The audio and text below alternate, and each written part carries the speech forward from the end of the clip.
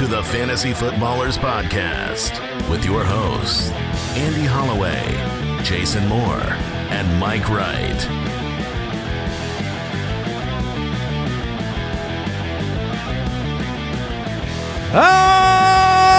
Welcome in.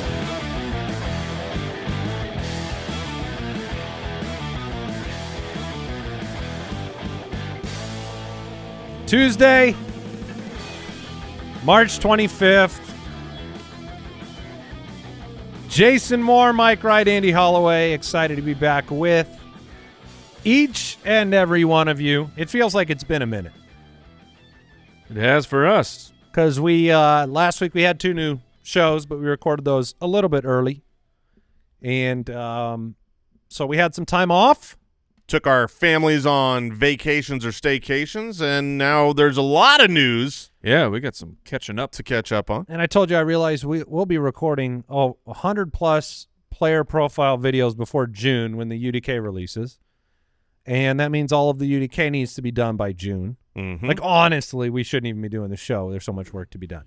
Well, that's why we took the vacation. It was like, now it's time to take a big breath and get grinding. We still have 17-game seasons, though, right? We haven't gone to 18 currently. I believe we are 1 season away from 18. I'm not sure it'll happen. It will happen in 2026. You think it's that soon? I believe 2026 will be 18-game season. I am calling my shot now, and I will be correct. I thought I saw some news from the NFLPA and from the NFL that they weren't pushing it. I'm sure that's what they'll say. Yeah. But then what happens is Raj wants so it. the thing is if you play another game, you make more money. But they have enough. So they have enough money. I don't think they think that way. I don't think the NFL thinks they have enough money. If you have a Scrooge McDuck, one of those like big vaults, and it's to the top, you don't. What are you going to build another vault? Yeah, that's exactly what they're going to do. Are you insinuating that Scrooge McDuck hit a point where he's like, I have enough money? The guy who's always going on treasure hunts for more money? He's hitting me with like that dude is with the Wikipedia. He is so old, and he's like, no, I still got to get out there. There's more money to get. If I recall, his giant bank vault was only half full, that he could swim in it. That's true. So clearly he did have room to make more money. Yeah. I'm just saying, if you get it to a certain point, the cost of the vault. I mean, you need some headspace. You don't want it to feel cramped in your gold vault pool. Wasn't that the like pinnacle of wealth as a kid? Was Scrooge the giant vault? Yeah, yeah, to swim in, jumping into a pool of coins of gold. Yeah, it seemed all right. Except for the Beagle Boys, that's a problem. Okay, all right, let's move. We're too many layers deep into Duckburg. I'll start talking Gizmo Duck if you don't hurry it up. Okay. The Ultimate Draft Kit, pre-order it for the lowest price. You'll get all those 100-plus player profile videos, all of our rankings, sleepers, breakouts, busts, values, tons of stuff. We're actually in the process right now with our draft analyzer and then the in-season app, and we've made it a point to expand the compatibility of the UDK and all of the custom rankings to as many platforms as possible. ESPN private leagues, NFL.com leagues will be added to the list of supported leagues very, very soon. Any minute. Yeah, I'm thinking the next couple of weeks that will be available to you. So those of you that play on ESPN private leagues and couldn't convince people to switch their league to public so you can import your team. But they'll see my league. We're gonna accommodate that for you and make sure that your league can be imported for custom rankings, which you can find out all about that ultimatedraftkit.com. Still have the giveaway going, the signed Drake London jersey at footclangiveaway.com. You can check that out as well. We'll jump right into the news. News and notes from around the league. So we do have a little catch up to do on the news. We did not get a chance on the show to talk about Cooper Kupp. 3-year deal with the Seattle Seahawks, going home, played high school and college ball in Washington. 3 years, $45 million. He's 31.8 years old, entering year 9. Seemed like he took a step back. The team decided, he had been a loyal Ram, a Super Bowl champion, a normal part of that offense for so long, and the team didn't want him back. He wanted to begin and end his career there. He said as much on his own post, and the team clearly will get to other news about Davante Adams that they thought they could do better than Cooper Kupp, and obviously that matters to some degree. We do caution making that everything. They are also the ones that thought that Allen Robinson was not washed, gave him a giant bag of money. They got that wrong. Yeah, the Rams. Yeah. What idiots. You know what? When I don't know how to feel about the whole Cooper Kupp is washed thing. The last 3 games plus the playoffs, he disappeared. But that is literally a month. And the whole season up to that point, other than obviously he was injured for a chunk of it, I think maybe the Rams are just saying they can't rely on his availability. Whereas Davante Adams, he's always out there playing 17 games, it seems like. But I don't think that Cooper Kupp is washed. Obviously, the NFL teams don't. He had a lot of suitors who were trying to give him money. I mean, granted, it was a great market for a wide receiver because bad draft class, bad free agent Cowboys, class. Saints, other teams were very interested. And so I do not believe he is done. I know, Mike, you've brought up in the office just wondering, you got JSN and Cooper Kupp, both who project to be slot guys. It's weird. It's not project. That's what they have been. You had JSN last year, over 80% of his snaps were in the slot. Cooper Kupp, 65% of his snaps. Factor in new offensive coordinator Clint Kubiak is he was the Saints were 31st in 3 wide receiver sets last year. AKA, there's no slot for a slot wide receiver to go into. You have 2 perimeter guys. What if they get rid of the X position? What they if they get rid of their perimeter guys? Just run slot formation. So it is very confusing seems weird to what me. they are doing. It seems weird to me because we've had conversations this offseason about Mike, you've been excited about Ken Walker and maybe they run the football more. And then you lose Geno Smith and you lose DK Metcalf. And JSN had the breakout season. But now you're bringing in kind of an older Cooper Kupp. I don't think any of us would feel like this is a better situation than Los Angeles. No. Right? You don't definitely not. It's not the system the offense You don't have Matt Stafford. the play caller, Sean McVay, and Matthew Stafford. So you've got Sam Darnold arriving with an offense we're not familiar with, at least, in this form in Seattle. So to me, it's weird. It's going to be weird from a fantasy perspective on how to look at and project that, because I could see him being fairly involved in the offense, but what does that translate to? Yeah, None of us are going to take him over JSN. No. JSN is the star on this team. But I think both players will be on the field, near 100% of snaps where there's 2 wide receivers. This is their wide receiver 1, wide receiver 2. They're both talented wide receivers. I do not believe for 1 second that neither guy can play on the outside. Like they have both gone there. They've both worked down the field. These guys can play outside and inside. They just have, on their current, experience, been more inside. I think it'll work out, but what that means for fantasy. Well, you haven't had a 1,000-yard season for Cooper Kupp since the MVP year, right? 2021. Hasn't played 17 games since 2021. Played 9, 12, and 12. How much volume can he get to get where we need him to go? There's a team that wants to run the ball more, and they don't have the wide receivers, and they have Sam Darnold. So I think this is going to be a relevant fantasy option in the draft. In the draft, I'm probably bypassing Cooper Kupp for other higher ceiling upside options. But through the season, when you're making start-sit decisions, when you're grabbing a guy maybe off of waivers, is he entering the Jacoby Myers category? Yeah, absolutely. The Jacoby Myers. I mean, we talked about Adam Thielen when he went to Carolina. Granted, Adam Thielen was like it. His target volume was, all of it, and JSN will be the primary receiver. I don't think he's washed. I think he will be relevant. He's obviously not going to be a fantasy sensation or someone you're excited to draft. If you've got him in Dynasty, I think you're happy. Just not happy compared to him staying a Ram, but we already knew he was not going to be a Ram. They were going to trade him or cut him. Now he's got a job where, JSN is going to be projecting to be the primary, number 1, but there's not this is not a volume issue for him. I mean, they can support 2 wide receivers on this team. Mike, how do you feel about it in a few words? Very concerned.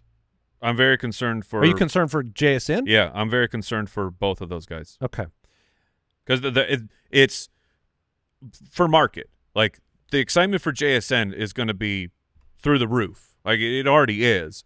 And in fantasy football, like I've been doing a research project, we tend to overdraft guys who break out in year 2 because you're like, oh, it's year 2, they broke out. They're set. This is locked in, and more often than not, they don't meet their ADP in a points per game. It would like shocking stuff to me going through all of this information, and then you combine he's been a slot and Jason was a slot player in college too.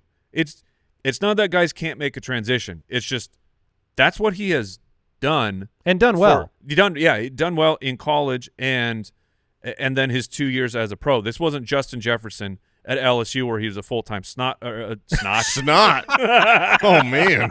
Full-time. He was a slot wide receiver. So we were all like, well, I don't know. And then he immediately goes to the outside. So hanky. And right now, JSN on underdog is wide receiver 14. So Garrett Wilson behind him, Terry McLaurin behind him. People are very excited for JSN. Marvin Harrison behind him. JSN finished as the wide receiver 10 last year, and he had DK Metcalf and Tyler Lockett. Now he's got a 31.8-year-old. Nothing. Lockett was removed. Sure, but DK Metcalf, you would say right now today is better than Cooper Kupp, right? Yeah, yes. but that's what's so hard. New quarterback, new offensive coordinator. So it will be something where, look, we're going to go through very soon and begin the process, after the draft of breaking down the target share, the market share, the total numbers. That's part of the UDK. We're going to be getting into there, and maybe I'll be surprised by the distribution that I allot to Cooper Kupp. But what do they do in the draft? If they added one of the top wide receivers in the first 3 rounds, do you become more concerned with that? Because Cooper Kupp is more ancillary. I don't know, but I do know something. And I know something special that we have to talk about, but I don't know if both these buttons will work at the same time. Okay. But I'm going to try to use them both. And that's what Al Borland loves to hear. We're partying. Oh. No, Tush. Okay. That's not how you mash up songs. That's not good. Now, I don't know if can I stop this? Yeah. Okay. Please. I was trying to get a party for Jamar Chase and T. Higgins with the money drop. It didn't work. That's money. But they did it. Joe Burrow had his way with the bank accounts of the Cincinnati Bengals. I believe we just posted something on social media about the fact that Burrow, Chase, and Higgins, who are now under contract, those 3 players comprise 33% of the cap. Woo, what could go wrong? 33% of the cap. You know what's great, though, is for us. Don't care. For us, thank you. That's the right answer. This is so good. Because if we sit here and bemoan, Jason, which you've done to the Bengals, bad organization, they don't spend the money, they don't do the things they need to do. Then they go spend the money and we're like, they take up so much of the cap. I mean, that's just sports media as a whole, right? You don't sign them, you're doomed. You do sign them, you're doomed. Look, 4-year, 106. What are they going to do? What's the other option? Should they have let Higgins go? The way that they structure contracts in Cincinnati is absurd for winning. It's great for ownership making money, which is why I say they're a bad organization. Maybe they're a fantastic organization if your goal is profit for the owner. Like I don't know their perspective. This is not a normal move for them. It is not a normal move, but it's done in the normal way. $162 million, $112 guaranteed to Jamar Chase. Oh my! 4-year deal. Higgins, 4 years, $115 million. It'll be up to 115. Up to 115, and Burrow's under contract for the next 4 years as well. So from a fantasy perspective, it's a gold mine. It's sensational. Now, like Cincinnati, I know y'all probably are clamoring like, "Where's the Hendrickson extension? We need to get that in." Now, me with Joe Burrow and Jamar Chase on my Dino team, I'm like, don't want that. You should probably trade him away. And more offense.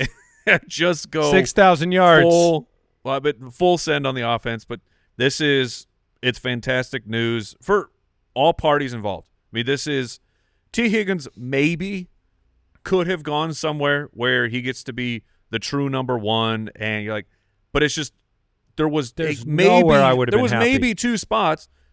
T. Higgins, when he's on the field, which has been the hardest part, but when he's on the field, he dominates. Joe Burrow. Well, so to speak to the contract, there's good and bad. My favorite part from a fantasy perspective, $2 million game day bonus basically. Yes. This is they're like, you he better needs play. to play ball to get For the T. money. Yeah, for T. And that's fan-freaking-tastic because, T is like an early my guy candidate. This is perfection for a landing spot. Everyone wants Jamar Chase. T. Higgins, there's a little bit of exhaustion with the injury, but that's something you can't project. He is dominant when he plays in the game, and the Bengals defense is going to be terrible. So this is great. But on the bad side, and to speak to when I'm hemming and hawing, and it's not just whatever you had called it, like TV rhetoric or whatever. The way that they structure their contracts, I saw this from I believe Goodberry on Twitter. Okay. They've, unlike all the other teams in the NFL trying to win, they use these massive extensions. They give them most of the money up front. It's a very team-friendly deal in the long term. Like I believe after this season,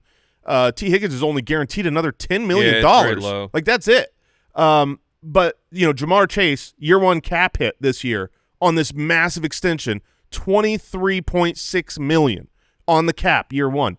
For comparison, Justin Jefferson, 8.6. CeeDee Lamb, 8.8. Yeah, they pushed the buck. Most all teams in the NFL, they have these big extensions, and then Amon-Ra gets paid a massive amount. He hits $4.9 million on the cap, whereas Jamar Chase is $23.6 million on the cap this year.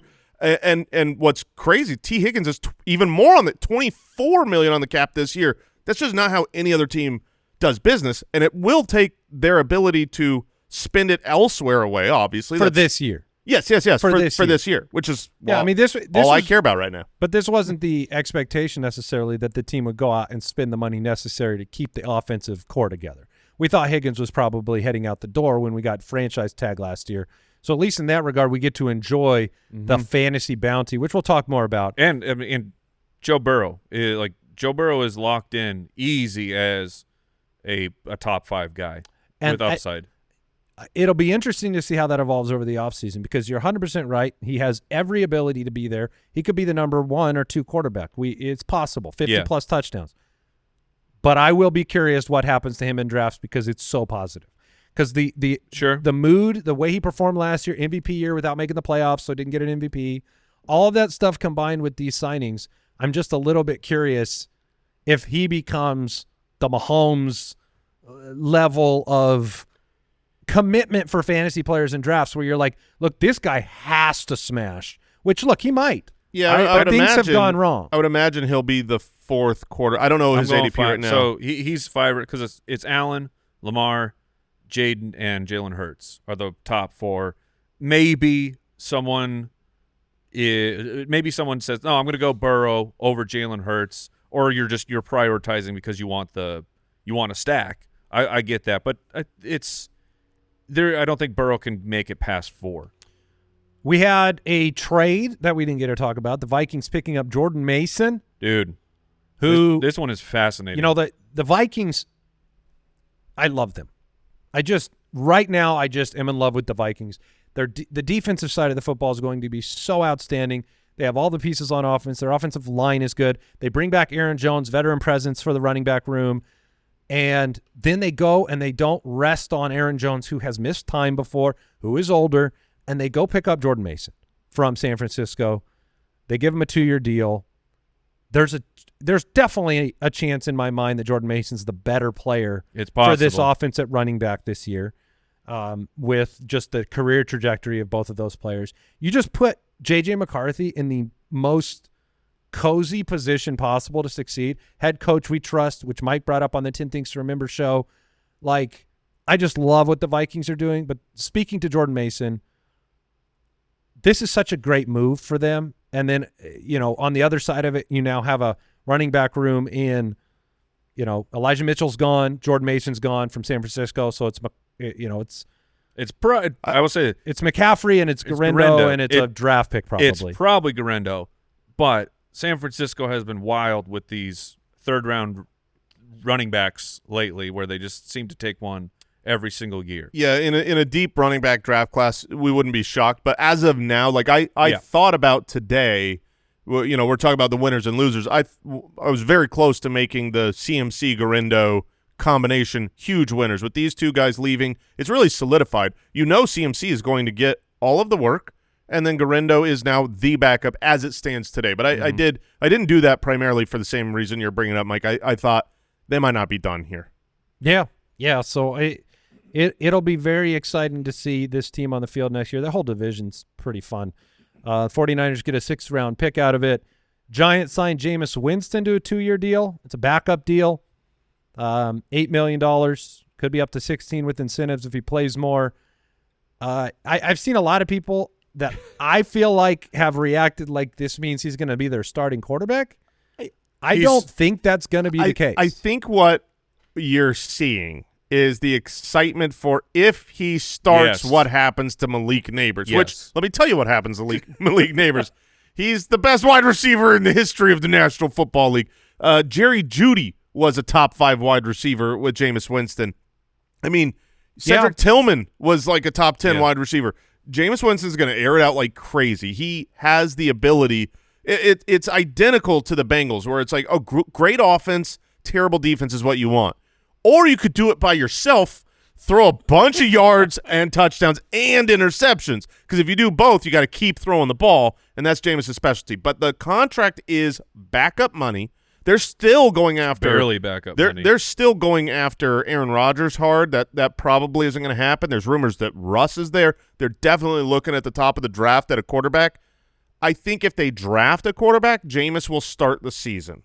He had the 6 games last year in Cleveland where he was on pace for 733 pass attempts.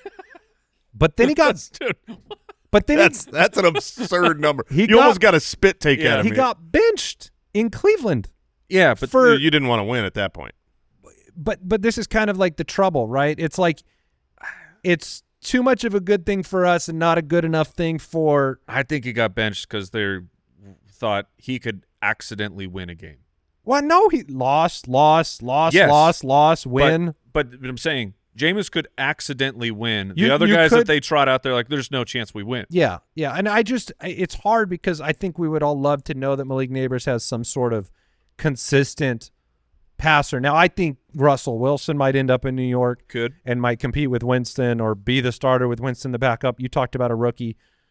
It does mean that there's a path for Neighbors to be exceptional. It is. Yes. It's a hysterical signing for an incoming rookie because a lot of times you want to get that vet, train him under, this guy who's gonna, the tutelage of Jameis Winston. They're like Jameis, don't talk to the don't talk to the rookie. You're not allowed to talk inside the facility. Just come and play football. You cannot mentor him. You are not his mentor. You can't be his friend.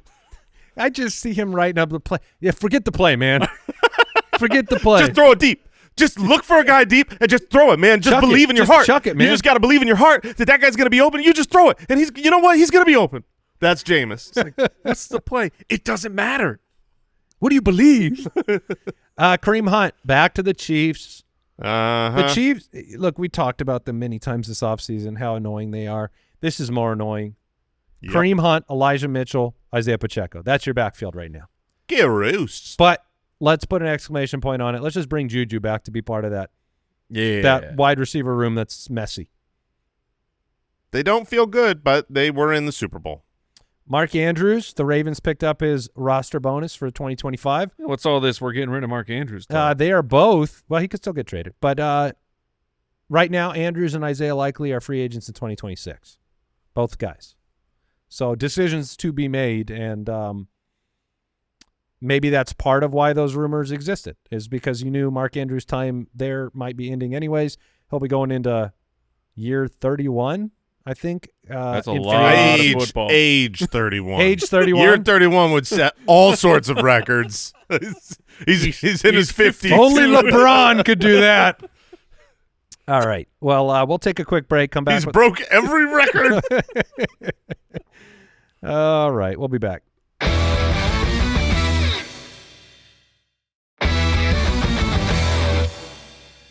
The Falcons are officially keeping Kirk Cousins on the roster, triggering a $10 million guarantee. Still, I still think he could be moved. I think Kirk Cousins being the starting quarterback of the Cleveland Browns is what I think will happen. That's my prediction. All right. Brandon Cooks, 2-year deal going back to the Saints. I don't think Brandon Cooks has unpacked his bags in 10 years. He just lives out of his suitcase. Yeah, it's smart for him. But all right, the Saints pick up a player that is capable of running routes. I mean, that's something. I mean, they need guys. Tyler Conklin to the Chargers. Conk. Thank you. This deal, it's a 1-year deal worth $3 million. It's not a big deal. This says to me that they want a tight end, so they went and got one, and this does not preclude them from grabbing a very high draft pick at tight end to me. Nor does it preclude. Got that? Percolate.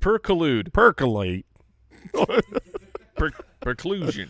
It doesn't stop them from making Tyler Conklin their starting tight end either. No. Because right now he is. He is, we had Will Disley there? I would say Tyler Conklin is better than Big Montana in just the passing game. Them's fighting words on this show. I know, but I'm still hopeful that this will be a Tyler Warren landing spot. What about now? Oh, Big Montana's so much better. He's big. He's fast. He's Montana strong. Will Disley. I'm sorry, Will. I should never have said Tyler Conklin's better than you. Does he have a new home yet? We need to. I said Tyler Conklin was better than him. We need a Disley watch. Because Conklin's He's good. He's a capable player. Yeah, Disley's still in L.A. Big news for Al Borland. The Packers picked up McCole Hardman on a 1-year deal. Oh, we got that speed. Is Josh Jacobs super happy? Is Josh Jacobs out there like, we needed that wide receiver 1? I love our guys, but we need a wide receiver 1. We got him. I McCole believe Hardman. the last 4 MVPs, I could be wrong. I think the last 4 MVPs have McCole Hardman on the team. Really? Oh, yeah. interesting. Like he's played for the last 4 MVPs. That's interesting. He played. I hope played you for made Mahomes. that up. No, he played for Rodgers in Green Bay. Played for Mahomes. Played for Josh Allen. I'm fairly certain that is true. McCole Hardman? Did you say Rodgers in Green Bay? I am an idiot. McCole Hardman? I was just gonna.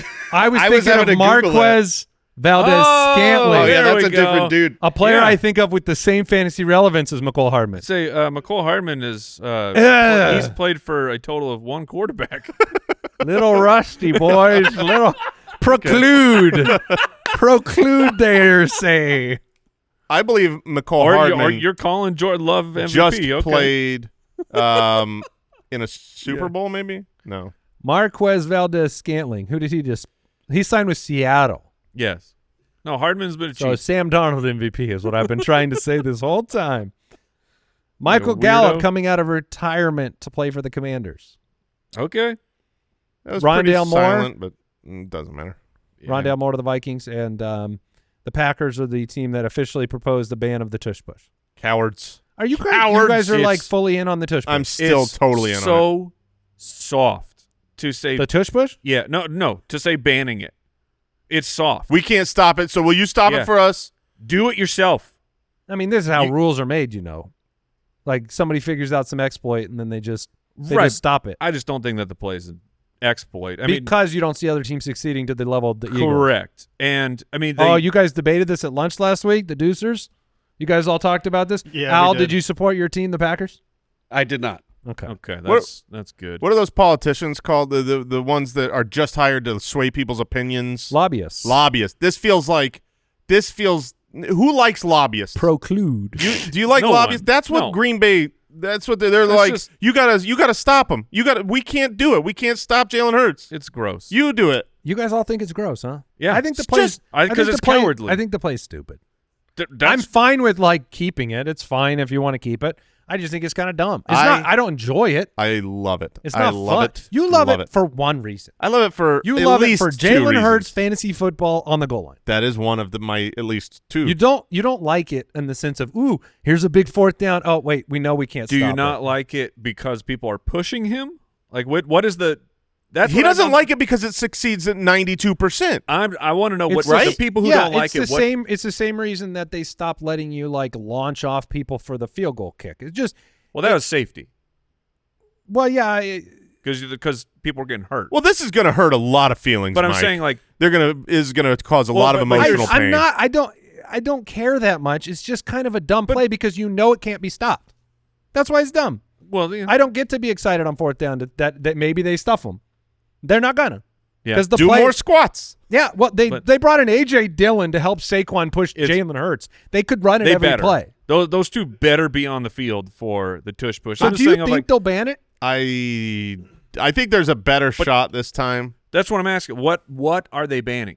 Are they banning the pushing of people? It would be multiple guys pushing one player. The way that the rule was proposed by Green Bay was upon the immediate snap of a ball to have players pushing and aiding the ball carrier upon the snap.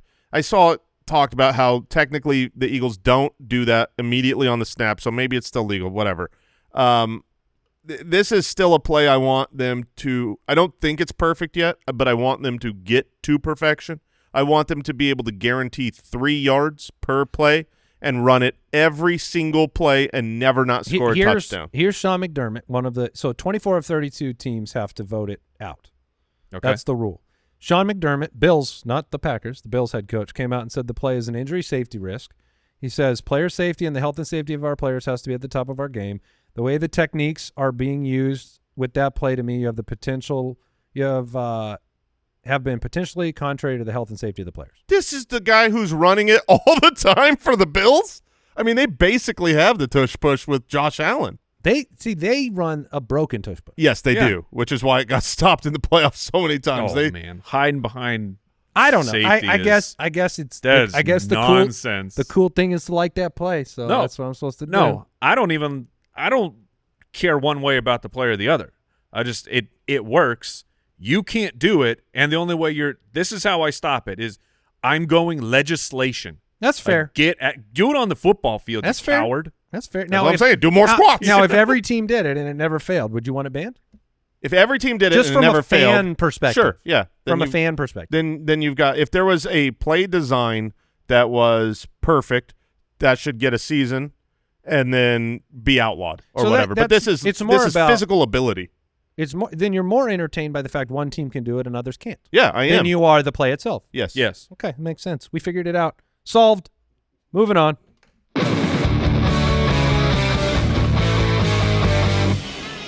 gonna win. We're gonna win! We're looking at free agency winners and losers. The dust has settled. Free agency is all but over, other than some old quarterbacks and old wide receivers that will trickle onto rosters maybe after camp for all we know. But let's talk about the winners side of free agency, and we'll start with Jason. Who do you have as the free agency biggest winners? I've got a combo pack of second-year wide receivers who I think are the biggest winners. Thank you. They're quarterbacks. Thank you, Mike. Proclude. You're welcome. We're on. I won't tell anyone. Quarterbacks. McCall Hardman. J.J. McCarthy and Caleb Williams are massive winners. Going into this offseason, there was talk of, will they franchise Darnold? Will they sign him to a team-friendly deal? Will they bring in someone else in Aaron Rodgers? It has become J.J. McCarthy's team. The team has even come out and said that. So the way that it has operated around him, they have improved his offensive line. Yes, that's the big one. They have gotten rid of the starting quarterback ahead of him, and they have invested into we just talked about Jordan Mason being added to the team. This is a player I really, really believe in. For fantasy purposes, it's yet to be seen how glorious it will be for who projects to be mostly a pocket passer. He'll scramble a little bit. He's 22 years old. He was the 10th pick in last year's draft, if you don't remember J.J. McCarthy. They traded up for him.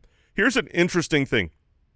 Teams that have traded up in the first round for quarterbacks over the last decade who have the same head coach in year 2. So these are guys the team believed in, they invested in, and they have continuity going into year 2. There's only a handful that have played the second season in its entirety. Carson Wentz was one. They won the Super Bowl. Deshaun Watson was one. 10 wins and was outstanding. Patrick Mahomes was one. He was the MVP. Josh Allen was one of those players, 10 wins. Lamar Jackson was one of those players, the MVP. That's basically the whole list. So he's in a situation. Trey Lance. Well, Trey Lance didn't play. No, I know. But all those guys played as rookie, though, other than Mahomes, right? Yeah, Mahomes played one game as a rookie. So, yeah, obviously that's just a neat stat nugget. But this is a talented player on a team. Put it this way. Forget what other people have done. What have the Vikings done? Mike, you brought this up on the things to remember.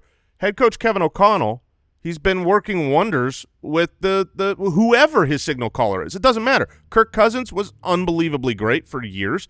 Joshua Dobbs was a top 5 quarterback. Nick Mullins was a top 12 quarterback, 3 of 4 starts. Sam Darnold last year, who has always been just the butt of jokes, the sacrificial baby, was all of a sudden, a top 10 quarterback. He is beautifully set up by this organization, and we did a couple things wrong last year. We didn't account for the possibility of Sam Darnold being good for fantasy, right? We said, maybe he could supply value elsewhere, but he himself, we underestimated his potential to be valuable for fantasy, right? Yeah. So that's something we can't do again with J.J. McCarthy, in my opinion.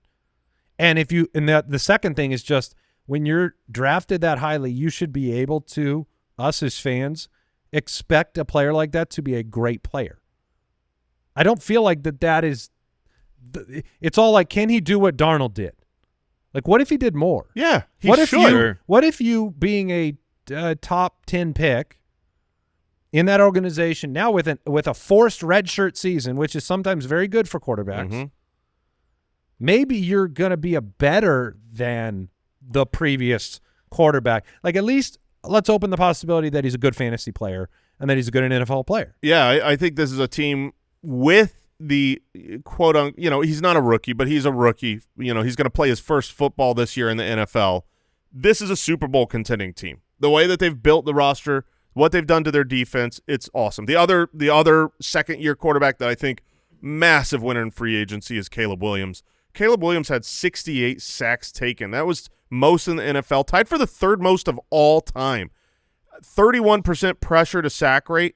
I mean, that's literally only Will Levis was worse than that. And Will Levis is which one is? I believe he is farsighted. He can see far. He cannot see up close. If the line in front of him, the defense, it's fuzzy. He can't see him. Caleb Williams had massive problems with the behind the line and the line coming through. And what did the Lions go out? First of all, they got Ben Johnson, the belle of the ball, as head coach. Yeah, the Bears. You said Lions. Yeah, I did. Go on. That's where he used to coach, which makes total sense. No more time off for what this you said guy. is perfectly, ordinarily the right thing. Exactly. Thank you. But they outbid multiple teams for a new center, Drew Dalman. Massive 3-year, $42 million contract. They traded for Joe Thuney, who's maybe the best left tackle in the league last year, even though he's a guard. And then Jonah Jackson. The interior of this line goes from horrific to awesome.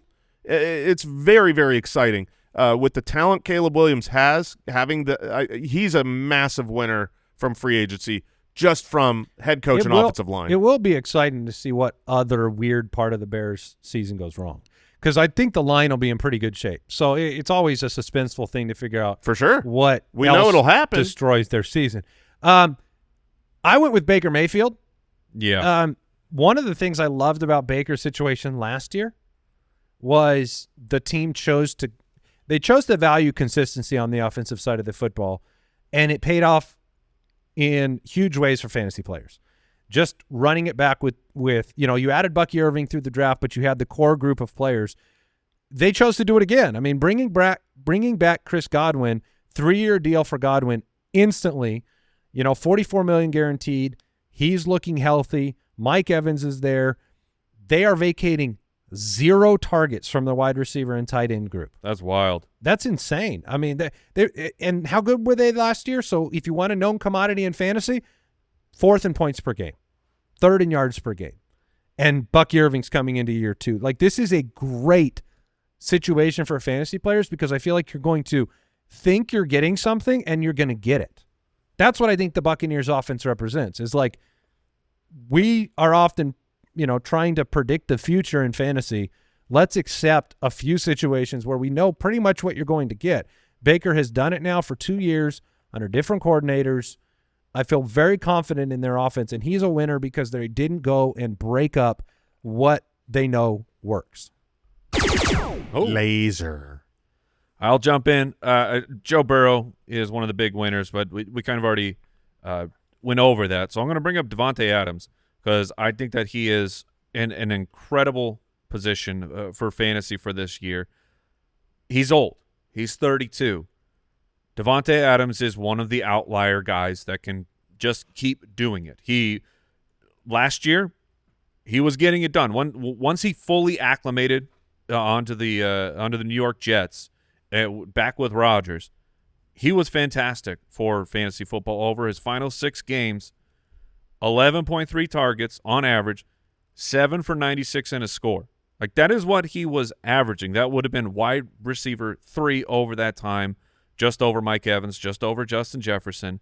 He's going right now as the wide receiver 21 in the best ball format, and it's like, yeah, okay, I will make the bet that Davante Adams with Matthew Stafford and Sean McVay's offense can sustain 2 wide receivers. That's not a concern for me at all. He's going as a wide receiver 21. I will bet that Davante Adams is going to be a top 20 wide receiver. And then, hey, the guy who missed how many weeks? I was going to bring it up. I was going to bring it up. He played 11 games last year, Puka Nacua. When you have these guys where things are already going to be great for them, and then you have upside contingency built in should Puka miss time. Like if Puka misses time, Davante Adams, you'll be looking at him as a top 5 option on a weekly basis. So I think that he got himself in such a great position. And for the Allen Robinson, I get it. That was a catastrophe and felt so bad.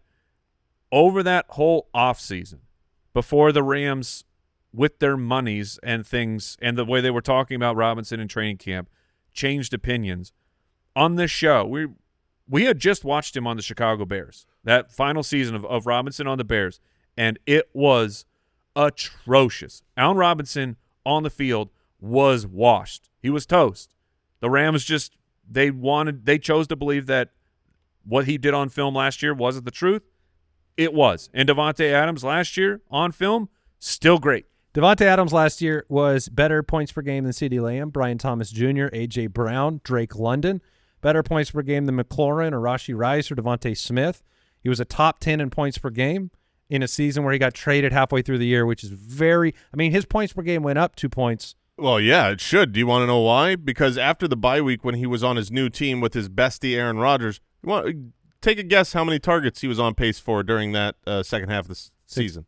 6,000? 192 target pace. Which he will not be getting that. That's why we're drafting him as the wide receiver 21. We're not projecting him just to be clear, the Jets' offense was horrendous. Sure. So the targets were up, but yeah. Maybe we can get some touchdowns in Los Angeles. Yes, and things with Stafford, I think it's going to be so much better for Adams. Look, as a man who rosters old players in Dynasty, I can't help but be really encouraged by Mike's thoughts on Davante Adams as a winner. It was, it's as close to a best case scenario for a 32-year-old player. Yeah, I'm not sure that there would have been a better scenario for Adams because there are teams that he could have gone to that we would have been like, ooh, that's exciting. I mean, Buffalo or something. Right. But like he's in a West Coast Dome team. Yeah, I was going to say and a clear who's the starters, right? Like if you went to Kansas City, Adams could be great. But we also saw Hopkins go there and get shoved to the sideline, and then Rashee Rice is coming back, and you have a rookie. Like, clarity is very valuable, and at least in Los Angeles, look, Adams is going to fall off a cliff at some point, so that's going to be a risk. But the ADP being outside of the top 20, it is interesting. Yeah, he wasn't there yet. Obviously, he didn't fall off last year. Sean McVay knows how to use his players if his players have anything to give, and he's got something to give. So I agree, and we talk about the fall off of Cooper Kupp, but the first, when Cooper Kupp was playing, even with Puka Nacua, he was on a massive target pace for the majority of that season. So this is not, I wanted to, at first when I saw this, I was like, I'm not sure it's a great landing spot. It's not as good as it was with the Jets last year, I don't think. But when you look at where he could have landed, it doesn't get much better. Maybe Buffalo, but Buffalo, I don't know that they want a number one. Well, and we know they love to run the football. Yeah. Now, so real quick though, let's make it fun. Davante Adams, who you just talked about, or JSN. Oh my goodness, that's an easy JSN for me. just from philosophical principle of taking the young up and coming versus the older, going to sunset soon. I think that's a question that most people will scoff at, but I think it is a fair debate. I'm going to read off some other winners that we had listed. We didn't pick them out as our favorites, but Jaden Daniels with getting picking up Debo, getting Ertz back, Jalen Warren, the clarity, and the Warren one. That was almost the one I went with. Was Warren? That one can still get blowed up by the draft, but if they go in with any sort of depth chart like that, Jalen Warren's going to be awesome. More than 10 points, a lot. Debo's departure for Ricky Pearsall is a good thing. Brock Bowers gets Geno Smith, a consistent quarterback. So, some other winners there, including maybe even Cole Kmet with Ben Johnson knowing how to use a competent tight end, having an offensive line that maybe he doesn't have to block as much, and Gerald Everett being cut. So we'll take a break and we'll get into our free agency losers.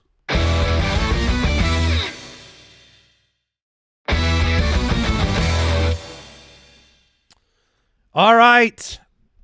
I guess we'll hand the baton back to Jason. Free agency losers. Well, from my guy to biggest loser. Oh, no. My biggest loser of this offseason is Isiah Pacheco. Last year, going into the season, loved Pacheco primarily and almost solely because of the opportunity he had in front of him.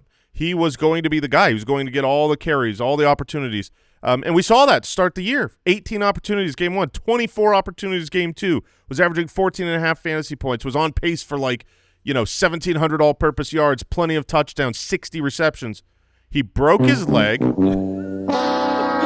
And the horn he broke his leg. See, I didn't know. I knew he was gonna transition to the sad part of it, and so I timed it up with the sad. I didn't know he was gonna go into the injury though. Broke his leg. I can't have children. That was very Debbie Downer. Look, it does kind of feel like a death of potential. Genuinely. No joke, it makes me sad for the man because his career. How sad? Isiah Pacheco's career is done. That's how it feels. He's on the final year of his contract, but he's 26 years old. He was drafted as a little bit older of a rookie, and what they did is they went and brought in Elijah Mitchell. And they re-signed Kareem Hunt, who they were using ahead of him anyways. What I know and for they sure, said they're going to use him the same way. Exactly. Even if Isiah Pacheco is the 1A, he is not a bell cow. He's not going to receive the volume of 18 and 24 opportunities a game the way it was before the leg got broken. And honestly, he wasn't good after the leg got broken. So I don't blame the Chiefs for doing this. Among 51 running backs with 80 carries last year, Pacheco was 49th at explosive rush rate, 50th in yards after contact, tied for 51st in forced missed tackle rate. The same guy. He was hurt. He should not have come back that early. He did. Kudos to him. But the problem is he is now a committee back, and for fantasy purposes is pretty irrelevant going forward.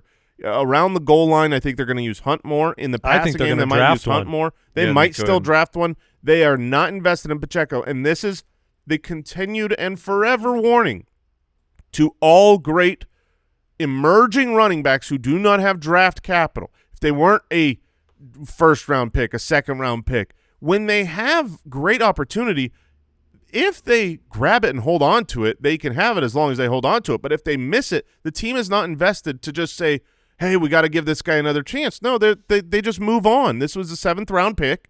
And they're like, okay, well, he wasn't that good, so what else do we do? We're not paying him a lot. We didn't invest in him a lot. The running back position needs to be upgraded. We're not committed there. Let's just look at the whole world at our disposal. They went out. They found a couple other guys, and they might not be done. So Isiah Pacheco, sorry, it's a massive loss. I don't think he'll ever be very fantasy relevant again, literally until the day I die. Oh, I know, it's sad. And it's such a bummer of this. He was a 7th-round pick, so he's made some money, of course. Not much. But he's going to be 27. Yeah. Going into free agency. I mean, there is. A bummer. I would leave. I leave a 10% chance that. Look, Elijah Mitchell's never been healthy. It's not even a guarantee that, he has a functional role in this offense if he doesn't prove himself in camp. And Kareem Hunt is getting older. He's a year older.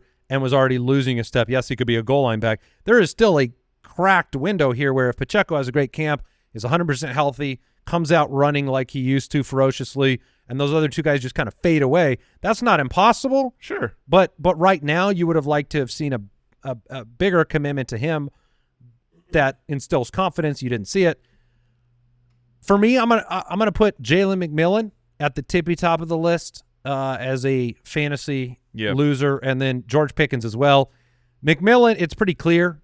This is the gamble of fantasy football in dynasty leagues, keeper leagues. Like Jalen McMillan, in the absence of Chris Godwin, had his opportunities and took advantage of them. He was very famously a touchdown guarantee on the show. He had a big fantasy week in my matchup against Al Borland, not big enough to beat Al Borland, but he had a big week. He was showing flashes at the end of the year. No, his career is not over in any way, shape, and form, but you were sitting there going into free agency saying the outcome here could be you're the number 2 receiver for Baker Mayfield, who is a top-tier offense.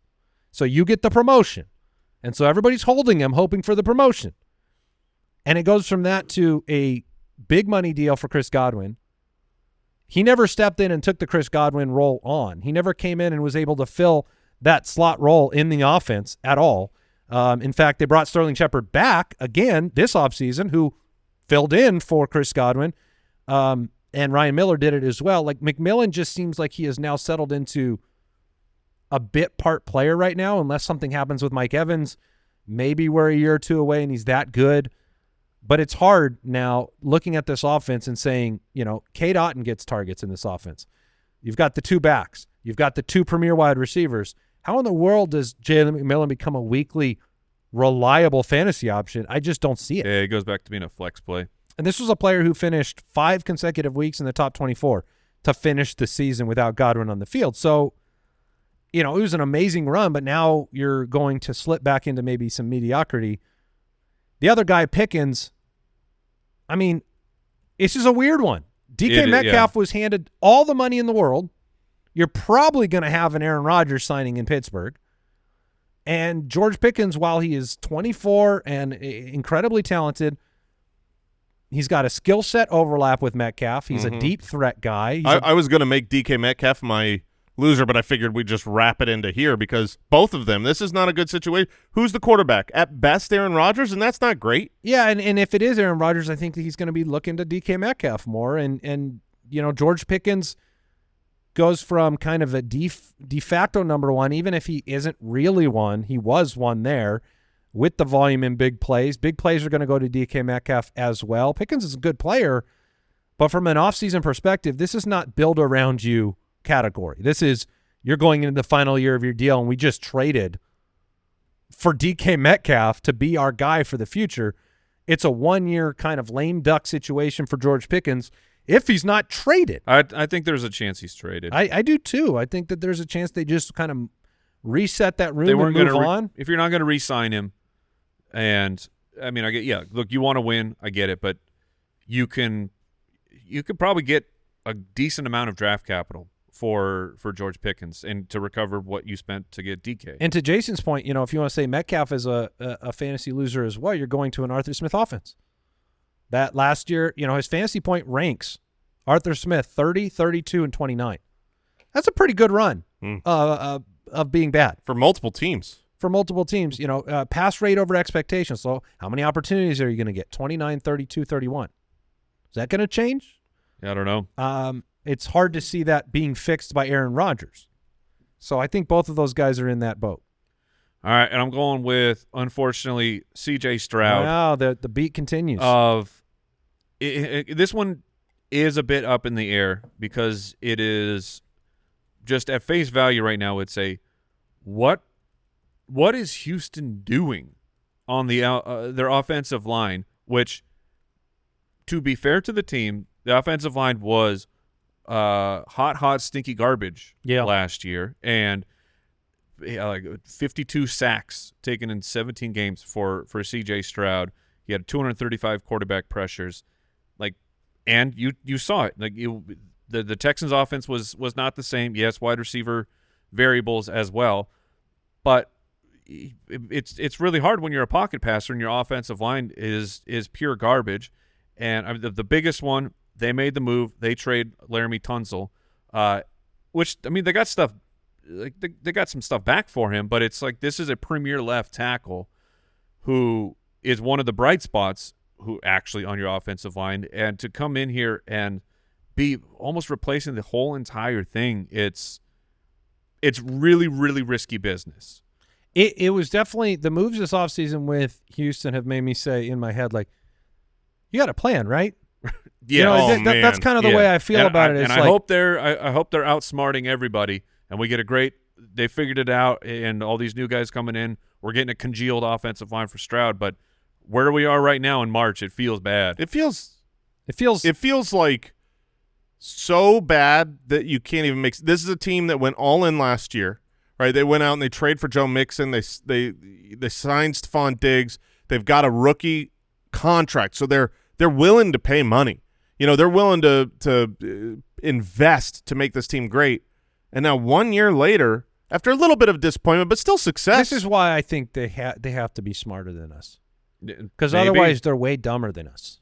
You know what I mean? Yeah, I know what you're saying. It happens sometimes. Like, it's one or the other. Like, they have to – you couldn't have come out of last season and said, the real problem was our offensive line was too good. But there's no way – do you think there's a way that their offensive line is better losing one of the best tackles in the league? I mean, it's certainly possible that as a unit they could put together through the draft and the remaining pieces. We were relying on his talent too much. you guys all sucked because you thought he could do it all. I mean, I guess the counterpoint to it would be like C.J. Stroud he struggled because of his line last year. Like, it didn't – whatever they had wasn't working. Right, I get that. But, yeah, no, I mean, at face value, you're kind of saying, you got a plan, right? Yeah, like, hopeful. Like, you look at Chicago, and at least their moves, it's super evident what their plan is for protecting this young quarterback and giving him every opportunity. And you lose offensive coordinator, you lose the offensive line. Right now, you're like, huh? The bounce for fantasy football is, I mean, this is full whiplash. Heading into last year, C.J. Stroud had rocketed up to being people's like QB2, QB3 in dynasty, and then I think he was, Kyle, you can correct me, he was a top 5 or top 6 fantasy redraft quarterback, and right now on Underdog, he is the QB 17. That is so insane to me. He didn't get that Christian Kirk bump? Of just of snapping back. You're like right ahead of him, Dak, Drake May. So 5 to 17? Yeah. I think 17 is probably too far of so overcorrection. Dak, Drake May, and C.J. Stroud. I'll take Dak is fine. Dak is just forever undervalued. I'll take Dak over Stroud. I think I'd go Stroud over Drake May though. I'd probably give that a shot with Nico Collins. Yeah, I mean, you talked about the Tampa Bay offense hasn't changed any of they haven't vacated any targets. Right. You know who else hasn't? Embarrassingly, New England. Well, they haven't vacated their targets because they had very few. No, but I mean, you should not be bringing back. They're running it back. That's all. That's my point. Well, but the boys are back. You shouldn't be bringing back what you had on offense for New England. They failed at every acquisition of a wide receiver. At least C.J. Stroud has one of the top 5 guys in the league in Nico Collins. Yeah. That's my only point there. I mean, you could lean on Drake May's legs and say that makes him a better fantasy player. It was more like I don't know if I know exactly where my feelings are for Stroud for 2025, but just a guy who was the QB5, was setting the world on fire, was untouchable in dynasty, to barely a quarterback too. It's wild. Yeah. The vacated targets thing, all their receivers are on rookie contracts, so it's not like they're just going to cut, Keyshawn Butte and Jalen Polk and all these guys. I don't think it's indicative of they're happy with it, and I expect them to do something in the draft. They have been. You talk about fantasy losers, or they tried to trade free for agency Metcalf. losers. The Patriots right now on the offensive side have not been able to fix the problems that they have at the wide receiver room. So, I mean, if we're bringing up Keyshawn Boutte as a key cog in the offense, we've got a problem for Drake May. Other losers potentially, Anthony Richardson. Oh, for sure. I mean, you bring in a quarterback to compete We're with concerned. a top 3 NFL draft pick. That is massively concerning. Do you have a gauge on who you think's going to win that job to start the year? I think it'll be Richardson. Anthony Richardson to start the year. And Yeah. do I think Anthony Richardson plays the full season? Absolutely not. I hope he does. That would be awesome. That means that the Colts are good, that Anthony Richardson is good. Because if he's mediocre, if he's a 500 quarterback, they're just going to pull the rug at some point.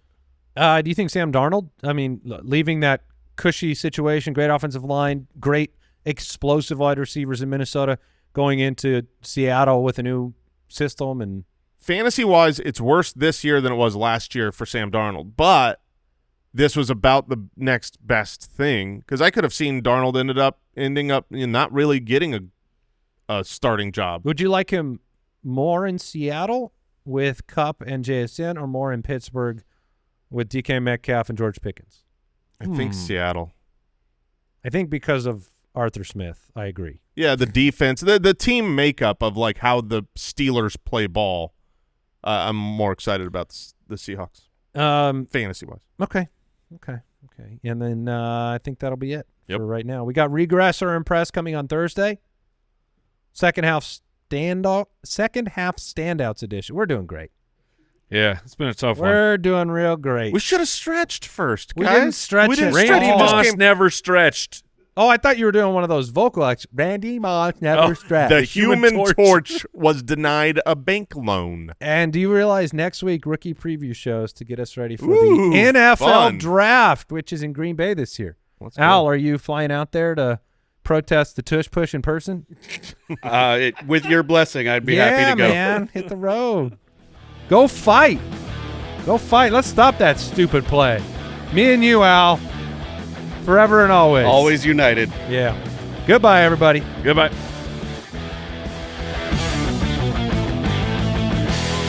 Thank you for listening to another episode of the Fantasy Footballers Podcast. Join our fantasy football community on jointhefoot.com and follow us on Twitter @TheFFBallers.